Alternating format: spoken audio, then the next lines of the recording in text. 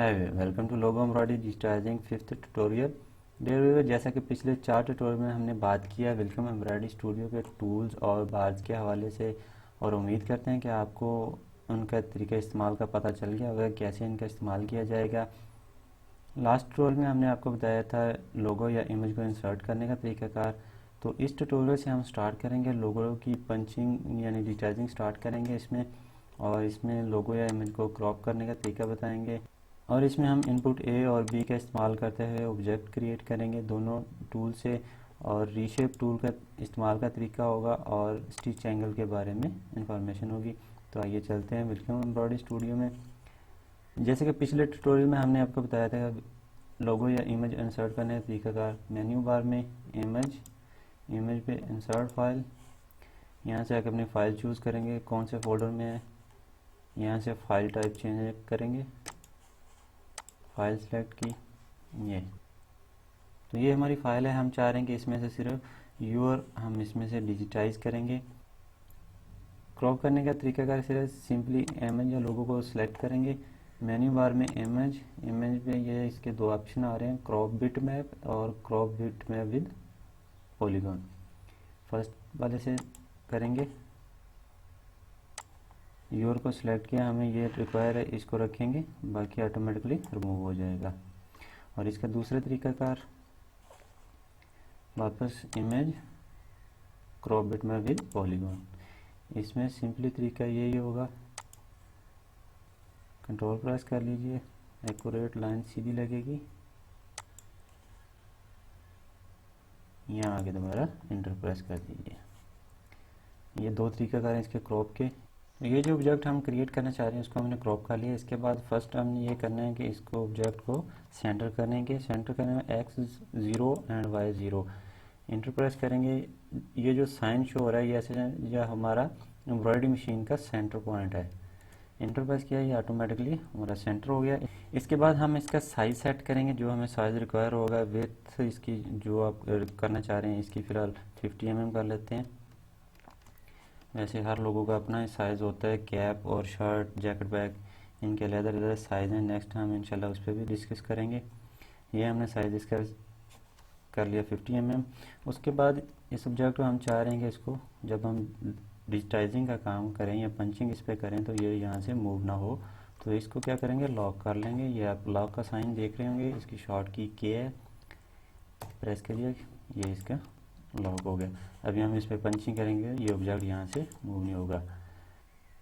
Punching start करने से पहले जो ज़रूरी काम थे वो मैंने आपको बताया। इमेज इंसर्ट कीजिए, इंसर्ट करने के बाद क्रॉप करना है जो ऑब्जेक्ट हमें रिक्वायर है। उसके बाद हम जैसे साइज़ उसका सेट करेंगे और जो हमारा डिज़ाइन है उसको सेंटर करने के बाद लॉक कर देंगे। तो आइए अभी स्टार्ट करते हैं इनपुट ए से। इनपुट ए जैसे कि शॉर्ट किया आपको बताइए 4 सेलेक्ट किया, बी प्रेस करके जो ऑब्जेक्ट हम क्रिएट करना चाह रहे हैं उसको जूम कर लीजिए, लेफ़्ट क्लिक, लेफ़्ट। शेप जैसे जैसे होगी हमने वैसे वैसे इसके ऊपर बिल्कुल एक्यूरेट तरीके से ऑब्जेक्ट क्रिएट करना है। ये इंटर प्रेस कर देंगे, ये हमारा एक ऑब्जेक्ट क्रिएट हो गया। वाई हमेशा देख दो ऑब्जेक्ट में क्रिएट होता है। हर फ़ॉन्ट्स के अलग स्टाइल होते हैं, मुख्तलिफ फ़ॉन्ट का मुख्तलिफ तरीक़ाकार है। ये हमने वाई इनपुट ए का इस्तेमाल करते हुए वाई को क्रिएट किया। इंटर प्रेस कर देंगे, आप स्पेस भी प्रेस कर सकते हैं इंटर की जगह पे। नेक्स्ट हमारा ओ आ रहा है, इसको क्रिएट करते हैं। इनपुट ए सेलेक्ट की, ये भी ओ की शेप जो राउंड शेप आ रही है तो इसमें हम लगाएंगे, इसमें करो पॉइंट लगाएंगे। Left click, sorry right click, right right right click,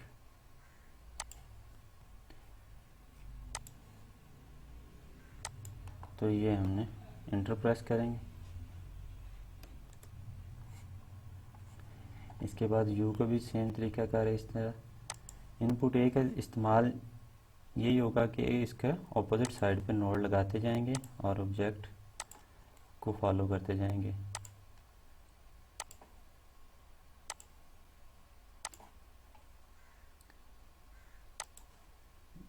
जितना ऑब्जेक्ट जूम करके बनाएंगे उसमें इतनी ही सफाई या बेहतरी आएगी ऑब्जेक्ट क्रिएट करने में। इसके बाद हमारा आर आ रहा है, इसको भी इनपुट ए का इस्तेमाल करके हम क्रिएट करेंगे। यहाँ से कर्व पॉइंट दे रहे हैं हम इसको राइट क्लिक से। ये मुख्तलिफ फ़ॉन्ट्स हैं, हर फ़ॉन्ट का अलग तरीक़ाकार है इसको क्रिएट करने का। ये फ़िलहाल हम स्टार्ट कर रहे हैं, तो इसमें जो फर्स्ट पे सिंपल सा लोगो मैंने रखा है ताकि आप लोगों को अच्छे से समझ आ जाए इसकी। अगर कहीं समझ नहीं आ रही है, कहीं कोई आपको मसला होता है, तो डिस्क्रिप्शन में मैंने अपना FB और WhatsApp का लिंक दिया हुआ है, उस पर आप मुझसे कांटेक्ट कर सकते हैं। तो यहाँ हम बात करते हैं इसके रीशेप टूल की। हम चाह रहे हैं कि इस ऑब्जेक्ट के जो स्टिच एंगल हैं उसको सीधा एक्यूरेट करें। हम चाह रहे हैं कि जो पीछे बिटमैप हमने इंसर्ट किया उसको हाइड कर दें। हाइड करने का तरीका ये इस पर आ रहा है, शो बिटमैप, और शार्ट की इसकी D। ये हमने जो ऑब्जेक्ट क्रिएट किया है वो आ रहा है। आर को जूम करने के लिए B प्रेस करते हैं। ये जो ऑब्जेक्ट हम रीशेप करना चाह रहे हैं या उसका एंगल एडजस्ट करना चाह रहे हैं, सिंपली इस पर क्लिक करेंगे। ये आपको बताया था साइड पे आ रहा है इसका रीशेप टूल। रीशेप टूल पे हम इसको रीशेप ऑब्जेक्ट को सिलेक्ट करेंगे, इसकी शॉर्ट की H है। ये अभी हम चाह रहे हैं कि यहाँ एक और एंगल एडजस्ट करें। एंगल लगाने का तरीकाकार इसका भी ये भी है, कंट्रोल प्रेस करके भी हम एंगल लगा सकते हैं। इसके अलावा इसके एडिट टूल से भी हम एंगल इंसर्ट कर सकते हैं। ये एडिट टूल है इसका, ये इसका आ रहा है स्टिच एंगल, शॉर्ट की इसकी कंट्रोल H है। यहाँ से हम स्टिच एंगल को सिलेक्ट करेंगे, सिंपली जहाँ हम एंगल लगाना चाह रहे हैं करेंगे और इंटर प्रेस कर देंगे। तो ये हमने रीशेप टूल और स्टिच एंगल का तरीकाकार भी आपको बताया। ये हमारा ऑब्जेक्ट जो हमने क्रिएट किया है इनपुट A का इस्तेमाल करते हुए। अभी हम यही ऑब्जेक्ट क्रिएट करेंगे इनपुट B का इस्तेमाल करते हुए।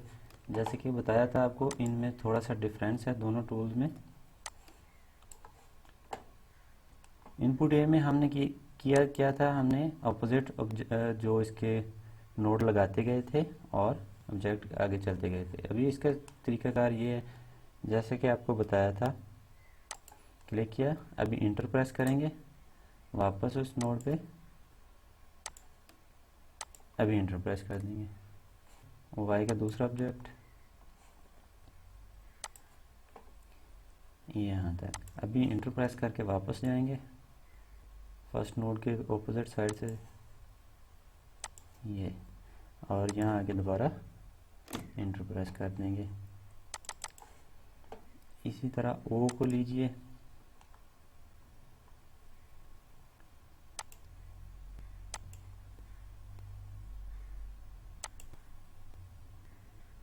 इंटर प्रेस करेंगे,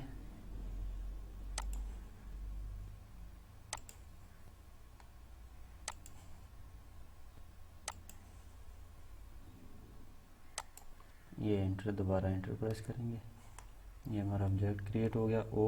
इसके बाद हम U को भी क्रिएट करते हैं इनपुट B का इस्तेमाल करते हुए। सिंपली इसका भी वही तरीकाकार होगा। इनपुट A और B का डिफरेंस आप लोगों को उम्मीद है अच्छे से समझ आ गया होगा। इंटर प्रेस करके वापस फर्स्ट नोड के इक्वल अपोजिट साइड पे चलते जाएंगे, इंटर प्रेस करेंगे। इनपुट B से जो ऑब्जेक्ट क्रिएट करते हैं उसमें एंगल ऑटो जनरेट नहीं होते, जबकि इनपुट A का इस्तेमाल करते हुए हमने जो क्रिएट किए हैं इनमें एंगल शो हो रहे हैं, जबकि जो हमने इनपुट B का इस्तेमाल करते हुए ऑब्जेक्ट क्रिएट किए हैं इनमें एंगल शो नहीं हो रहे। इस एंगल जनरेट करने का जैसे कि आपको पहले तरीका बताया था, ये इसके स्टिच एंगल पे जाएंगे या सिंपली कंट्रोल H प्रेस कर लीजिए, जहाँ हमें रिक्वायर है एंगल लगाएंगे, इंटर प्रेस कर देंगे।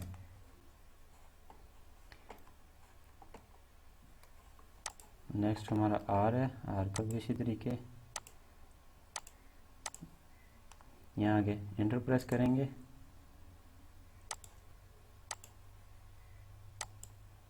दोबारा एंटर प्रेस करेंगे।